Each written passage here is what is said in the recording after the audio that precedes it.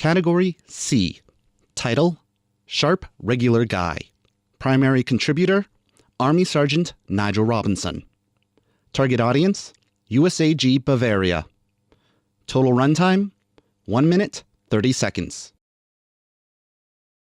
Any kind of action is subject to the way it's received, and the way it's received will determine whether or not it starts out as a sexual harassment or assault complaint. With your Bavaria Radio News update, I'm Army Sergeant Nigel Robinson.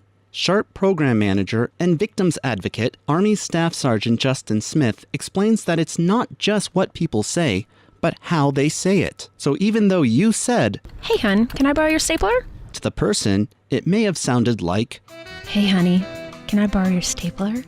To identify an act of harassment, Sharp advocates use what they call the reasonable person perspective. The reasonable person perspective has to do with whether or not the case is pushed into the legal channels, but it is something that everybody can put in their own back pocket and apply it to any situation as they appear. As your example, if you touch me on the shoulder and ask me for my stapler, is it reasonable to assume that you sexually assaulted me? A reasonable person may not. A case that would be subject to interpretation might be a good game. Woo, yeah, good game.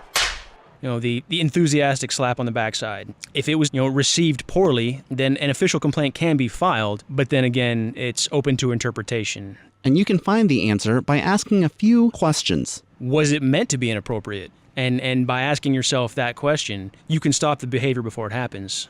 That's your Bavaria Radio News update. I'm Army Sergeant Nigel Robinson.